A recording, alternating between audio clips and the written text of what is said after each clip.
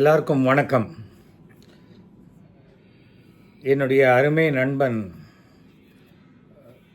கிட்டு, நாங்கள்லாம் அப்படி தான் கூப்பிடுவோம்.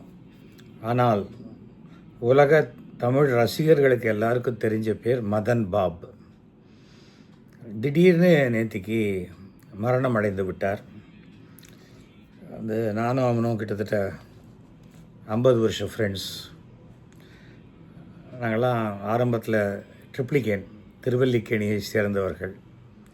நான் ஆலங்கத்தாப்பிள்ளை ஸ்ட்ரீட்டு, வெங்கட்ரங்கம்பிள்ளை ஸ்ட்ரீட்டு, அவன் டாக்டர் நடேசன் ரோடு. ஆனால் எங்களுடைய நட்பு 1972 நான் ட்ராமா ட்ரூப் ஆரம்பித்ததுலேருந்து. அப்போது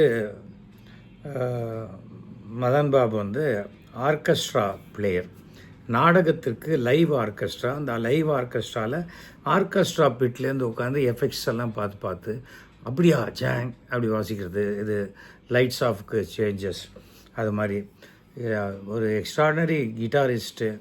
அப்புறம் ஹார்மோனியம் வாசிக்கிறது, மியூசிக் போடுறது, மியூசிக் டைரக்ஷன் எல்லாம் தெரியும். ஆல் இண்டியா ரேடியோவில் இஸ் ஒரு grade artist. All India radio ப்ரோக்ராம்ஸுக்கு அந்த ட்ராமா அந்த ப்ரோக்ராம்ஸ்க்கெலாம் மியூசிக் போட்டு கொடுக்குறது, அதெல்லாம் பண்ணிகிட்டு இருந்தார். அவருடைய திருமணம், குழந்தைங்க பிறக்கிறது எல்லாம் எனக்கு தெரியும்.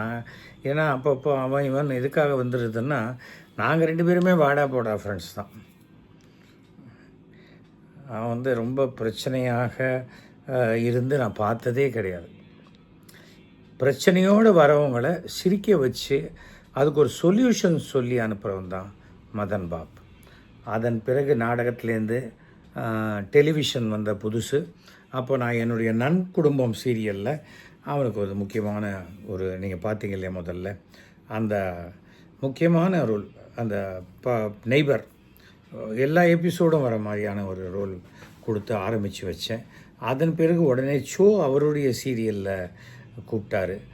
ஸோ ஸ்டார்டட் ஒரு ஃபுல் ஃப்ளெட்ஜ்டு ஆர்டிஸ்டாக வர ஆரம்பித்தாச்சு. இதுக்கு நடுவில் மியூசிக் ட்ரூப் ஆரம்பித்து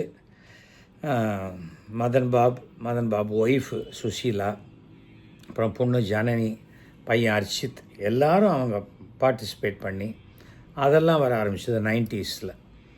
அப்புறம் படங்கள் வர ஆரம்பிச்சது. படங்கள் பாலச்சந்தர் சீரியல் போட்டு இன்றைக்கி ஒரு தமிழ்நாட்டில் தமிழ் தெரிந்தவர்களுக்கு நடுவில் மதன் பாபுங்கிற பேர் தெரியாதே இருக்காது. அதனால தான் படங்கள் முடிஞ்சு திருப்பி அந்த டெலிவிஷனுக்குன்னு ஒரு காமெடி ஷோஸ் வந்தபோது மதன் பாபு ஒரு பெரிய ஒரு ரவுண்டு வந்ததுக்கு காரணம் முதல்ல அந்த டெலிவிஷன் எக்ஸ்பீரியன்ஸ், அதெல்லாம் தான். அண்டு அவனுக்கு தெரியாத விஷயமே கிடையாது. எந்த டாப்பிக்காக இருந்தாலும், ஆன்மீகமாக இருக்கட்டும், வேதத்துலேருந்து ஏதாவது சொல்கிறதா இருக்கட்டும். அவங்க அப்பா மிகப்பெரிய ஃப்ரீடம் ஃபைட்டர், ரொம்ப ஒரு ஆர்த்தடாக்ஸ் ஃபேமிலி. அண்டு எல்லா விஷயத்துலேயும் ஒரு கடவுள் நம்பிக்கையெல்லாம் ரொம்ப அதிகம். ஒரு தடவை மறக்கவே முடியாது. நான் மதன்லாம் துபாய்க்கு போகிறதுக்காக கிளம்பி ட்ரிப்ளிகேன்லேருந்து நீ எப்படி வர மதன் அப்படின்லாம் கேட்டேன். நான் உங்கள் 4th ஸ்டேட் வரைக்கும் வந்துடுறேன், அப்படியே பிக்கப் பண்ணிக்கிறேன் அப்படின்னா, இல்லை நான் கொஞ்சம் முன்னாடி போயிடுறேன் மதன், நீ வந்துடு அப்படின்னு சொல்லிட்டேன். ஏர்போர்ட்டுக்கு போயிருக்கேன், மதன் வரல. ஃபோன் பண்ணி என்ன மதன் அப்படிங்கிறேன். இல்லைப்பா, வீட்டில் வண்டி ஏறும்போது வழிக்கு விழுந்து கால் ஃப்ராக்சர் ஆகிடுது. நான் எங்கே ஏர்போர்ட்டுக்கு வருது, அப்படியே இங்கேயே பக்கத்தில் டாக்டர் வீட்டுக்கு போனால் 3 வாரம் ரெஸ்ட் எடுத்துக்கின்றேன். நம்மளே துபாய் போயிட்டு 4 நாளில் வந்துட போகிறோம், எங்கே துபாய் வருது.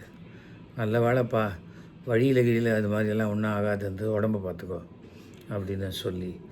அதே போல் டெலிவிஷனில் சீரியல்லாம் பண்ணும்பொழுது ஒரு கவுண்ட்ரு ஒன்று வந்ததுன்னா அதுக்கு பதில் கவுண்ட்ரு உடனே சொல்லக்கூடிய கெப்பாசிட்டி உண்டு. சார் நான் எனக்கு ஒரு டைலாக் கொடுங்க சார், அந்த மாதிரியெல்லாம் இல்லை. அந்த அளவுக்கு ஒரு மிகச்சிறந்த அறிவாளி. அவனுக்கு ஸ்டாமரிங் கொஞ்சம் இருக்கும், கொஞ்சம் சில வார்த்தைகள் பேசும்போது சின்னதாக திக்கும். அப்போது கூட சொல்லுவான், நான் அதெல்லாம் எப்படி போக்கினான்னா நியூஸ் பேப்பரை இறஞ்சி படிப்பேன், வாயில் கூழாங்கல் அடிக்க வைப்பேன், வாய்க்குள்ள அடக்கிட்டு இது பண்ணுவேன். அதெல்லாம் பேசாத விஷயங்களே கிடையாதுன்னு வச்சுக்கோங்களேன். நாங்கள் எங்கள் வாயில் பூந்து புறப்படாத ஆட்களும் கிடையாது. அந்த மாதிரி போன உடனே காஃபி கொடுத்துருவாங்க. மதன் ஒய்ஃப் சுசீலா காஃபியை சாப்பிட்டு பேசுகிறது, அப்படியும் பேசி தொண்டை வறண்டு போச்சுன்னா இன்னொரு காஃபியும் வாங்கி சாப்பிட்றதுங்கிற அளவுக்கு தினசரி நான் அவன் வீட்டில் இருப்பேன். ஏன்னா எனக்கு வந்து ஷூட்டிங் சில நாள் இருக்கும், சில நாள் இருக்காது. நான் 30 நாளும் ஷூட்டிங் வச்சுக்கிற மாதிரிலாம் ஆசைப்பட மாட்டேன். ஆனால் ட்ராமா இருக்கும், மாதத்தில் 30 நாள் இல்லை 35 ஷோ இருக்கும். அண்ட் என் ட்ராமாவுக்கு ரெகுலராக வந்து ஸ்கிரிப்ட் படிக்கும்போது என்னோடய ஸ்கிரிப்டை முன்னாடியே கொடுப்பேன். டிஸ்கஷன் பண்ணும்போது இந்த இதாண்டா ஸ்கிரிப்ட் அப்படின்னு சொல்லுவேன், இல்லை இப்படி பண்ணிக்கங்க அப்படிம்பாங்க. அது மாதிரி நிறையா விஷயங்கள். அண்டு ரொம்ப நாலேஜபிள் பர்சன்.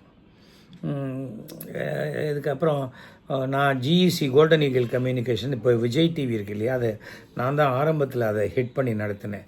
ஸோ ஒரு நாள் திடீர்னு வந்து டேய் நாளையிலேருந்து இந்த டிவி நீ பார்த்துக்கடா அப்படின்ட்டு ஒரேயார் வீட்டில் கொண்டு விட்டார். ஒரேயார் சொன்னார் பார்த்துக்க சார், அவர் சொல்லிட்டார் அவ்வளோ நீங்கள் பார்த்துக்கங்க அப்படின்ட்டார். அப்போ தான் வந்து நிறையா புது ப்ரோக்ராம்லாம் இன்ட்ரடியூஸ் பண்ணேன். அப்போ வந்து நான் கெடுத்த பாடல் அப்படின்னு ஒரு ப்ரோக்ராம். அது ஏற்கனவே வந்த பாட்டு வேறு மெட்டில் வரும், தாளம் மட்டும் அதே தான் இருக்கும், வேறு மெட்டில் வரும். அந்த தாளத்தை பார்த்து அப்படின்னு நினச்சா வேறு அந்த பாட்டே வேறு மாதிரி பாடுற மாதிரி இருக்கும். அதை வந்து இதுக்கு முன்னாடி யாரோ